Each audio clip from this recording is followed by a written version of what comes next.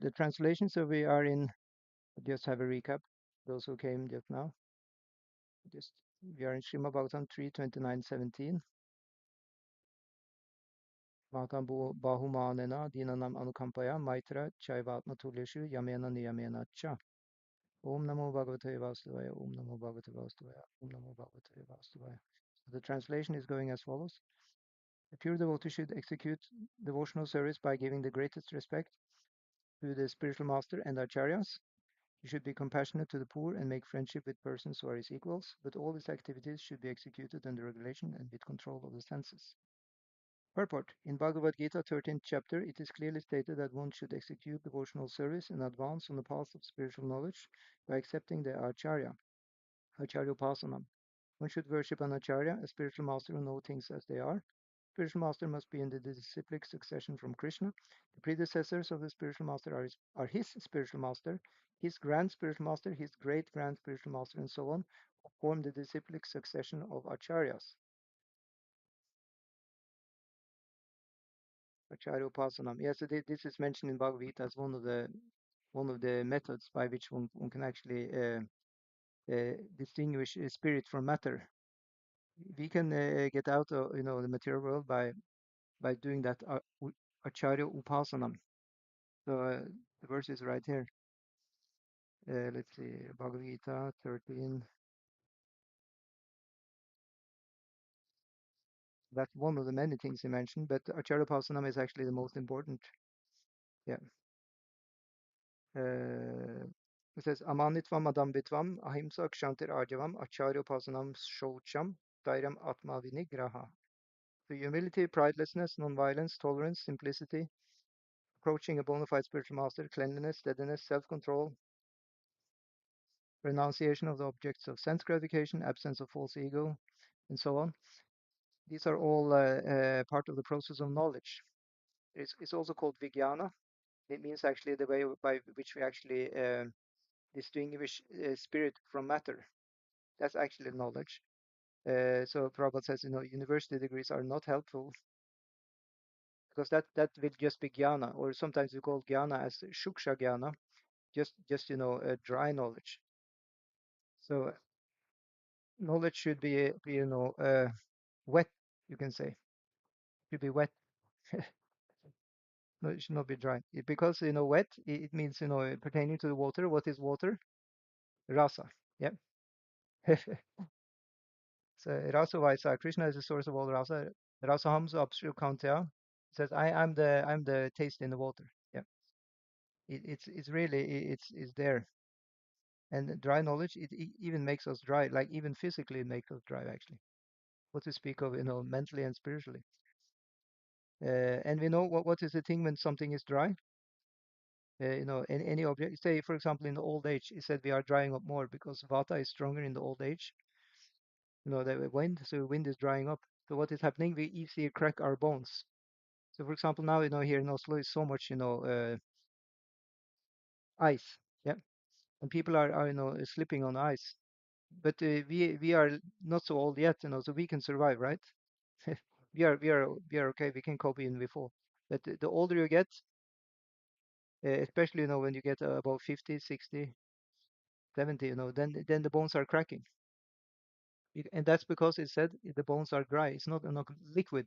It's not enough water in the bones. In the same way with our spiritual life, it can be dry, and if it's dry, then we easily break. Yeah.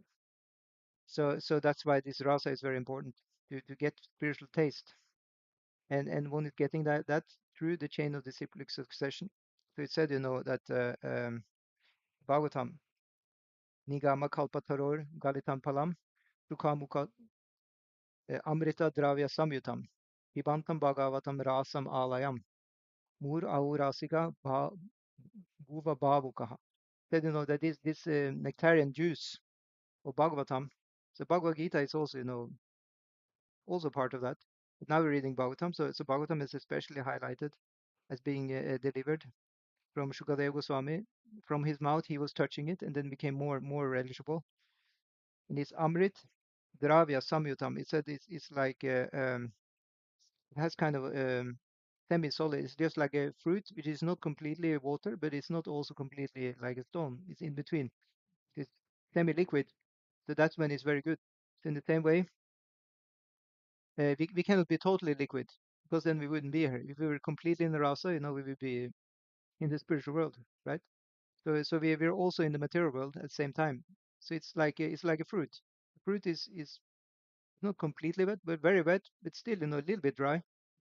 Just like I said today, we should cook. I like to have something dry. Not only soup. Although we like soup, but need a little bit rice also or some bread to get the taste. Like little. What is the dry thing? It gives the resistance. Yeah, you get some dry, crispy things. It's like you have to work a little with your teeth. And it said to work with the teeth is good for the digestion.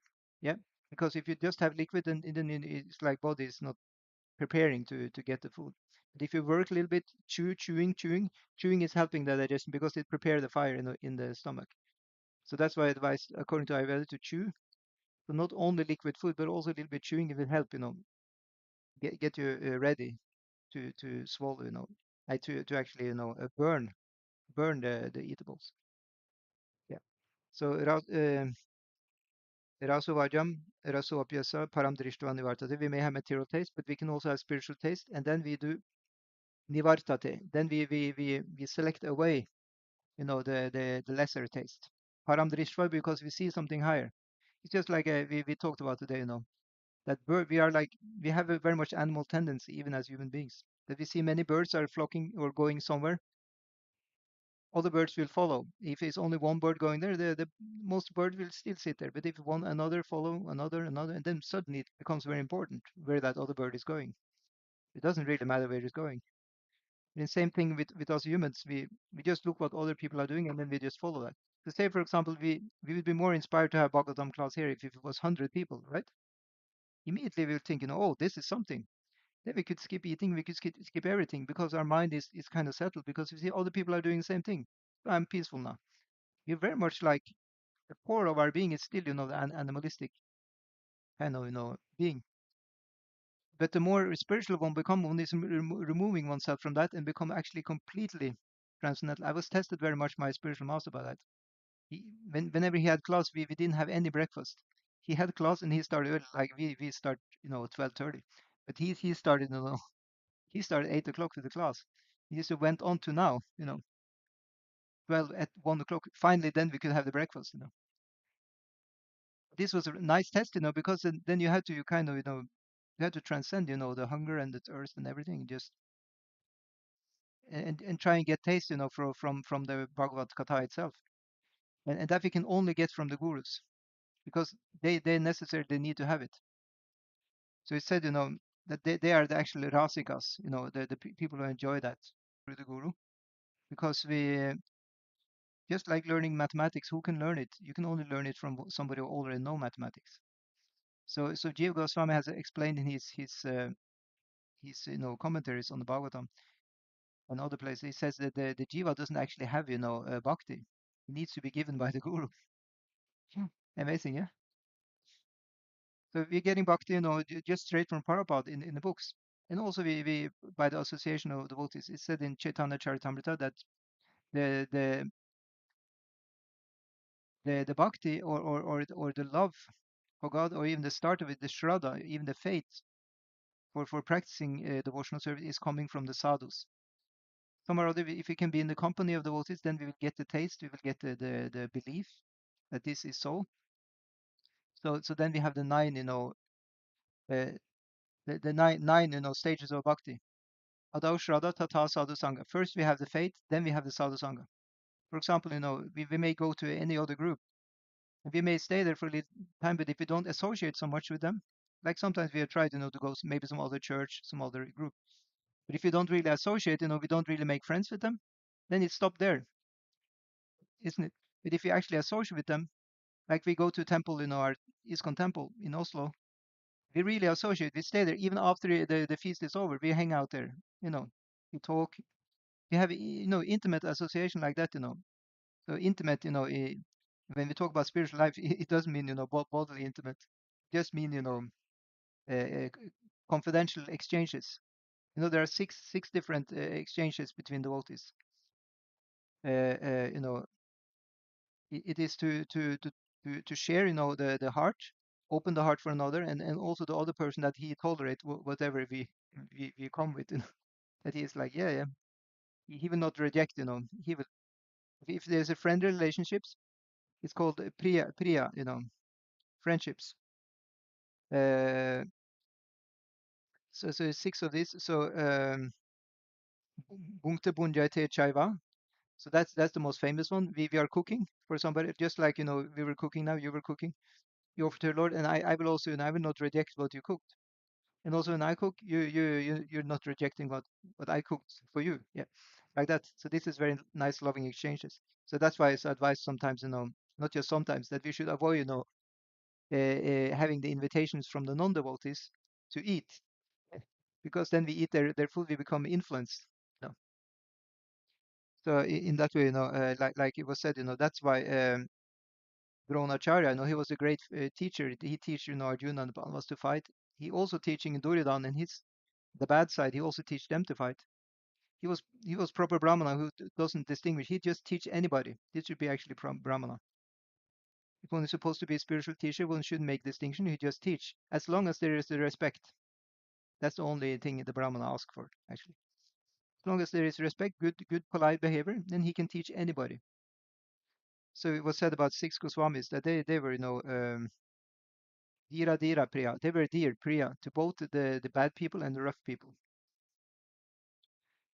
And that way, this Hare Krishna Sankirtan movement can be spread, because if we start, distinguishing, oh, this person is sinful, this person is a saint, I will only teach to the saints.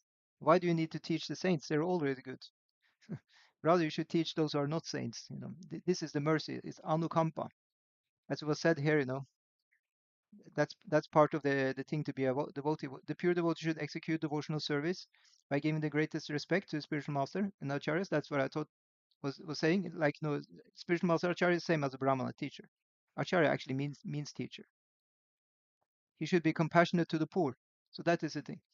Poor people, we should help them. We ourselves may also be poor in so many respects. So, and make friendship with persons who are our equals. We have the same age, like that. We are in the same time we've been doing this thing. We have the same, kind of outlook and experience, and we are friends on that level. But all the activities should be executed under regulation. So we should still, have a sadhana. So that's why I said Adau Shraddha Tata Sadhu Sangha. We have faith, we are associated with devotee, and the third thing is Bhajana Kriya. Bhajana Kriya is another word actually just for sadhana bhakti. Yeah. So that we get up in the morning, we chant rounds in the morning, we have class in the morning, we read something.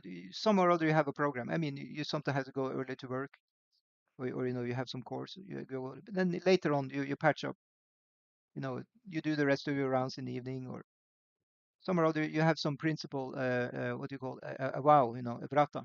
That every day we do 16 rounds. That is our vow. Other people can take vow to do 8 rounds or 4 rounds or 1 round even. Every day I'm reading, at least 2 hours. Or maybe sometimes I'm not able, then I catch up. I go for a train ride, 6 hour train ride. I can read 3 4 hours, and then I catch up whatever I lost from before. Yeah. So somewhere or other we have that Bhajana Kriya. And then what's coming after that? Then it's come Anartha Nivriti. Yeah. Then we start clearing the things in the heart.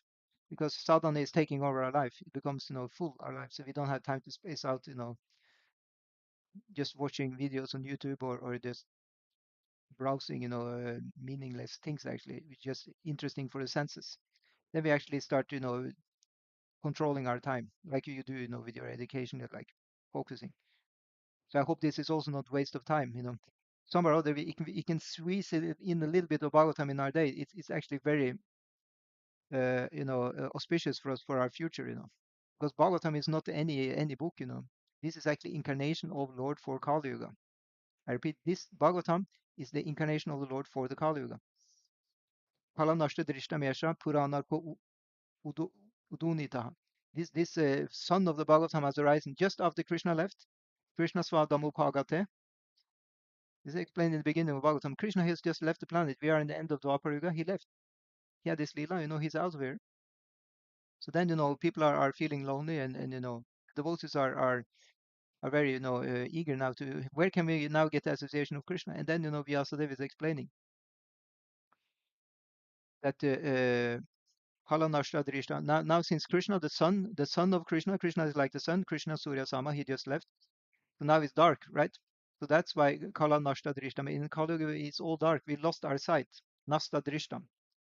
But Puranarka Udunata. But lo and behold, the son of the Bhagavatam has now arisen. Because just after Krishna left, Vyasadeva is explained, he's sitting there and he have already, written down, he got arranged, to compile all the different Puranas.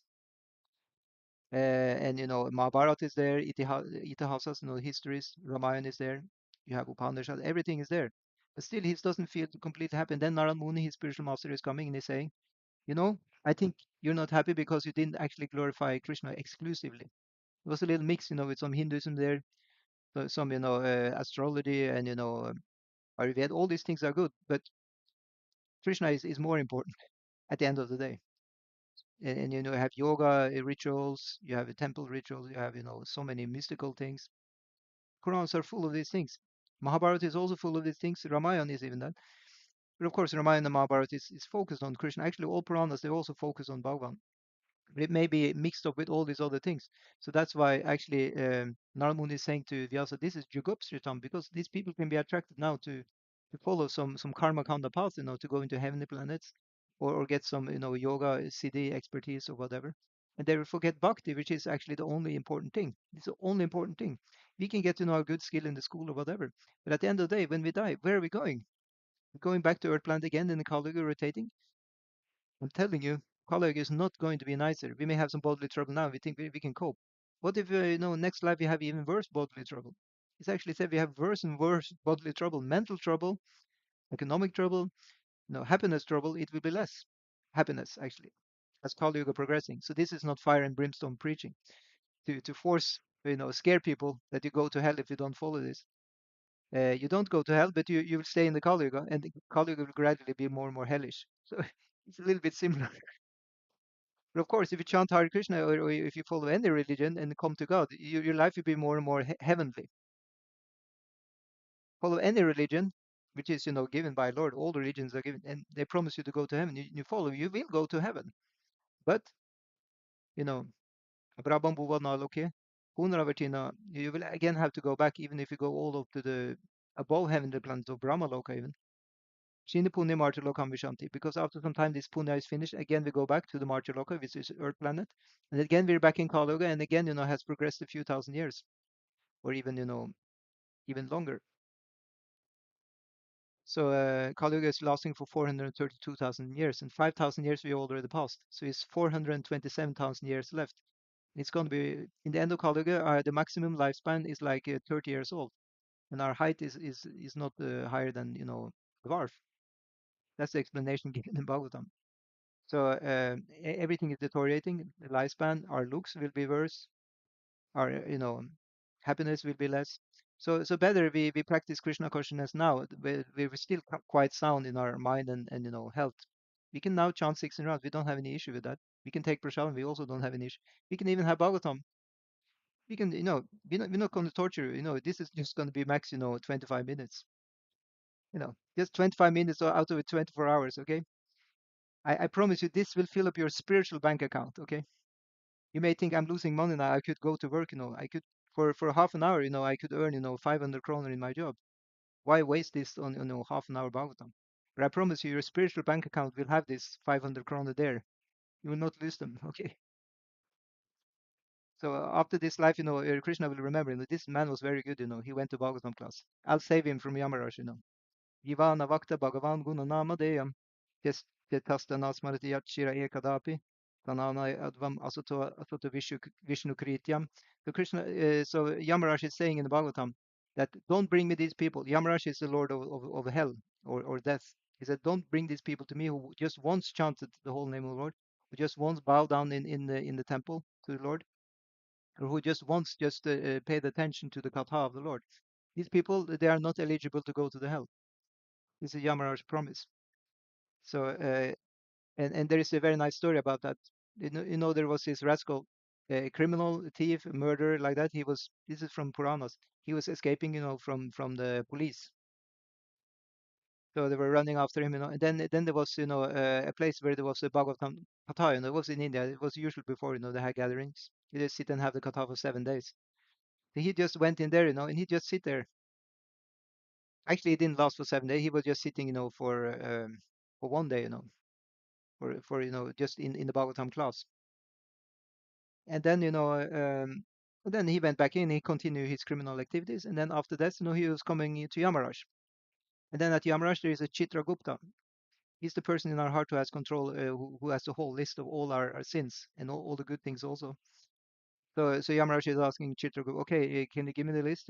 What bad did this person do, so we can find out, where is he going? How long time he's going to be in hell, and what kind of hell? So he said that in hell you can go to a specific hell for each, specific sins we did actually. For example, it said, if somebody, you have a guest coming on the door and you look at the guest with angry eyes, it's said in Bhagavatam, then you go to hell where there is coming a crow and picking out your eyes several times. And there's like another hell, for a brahmana who starts drinking.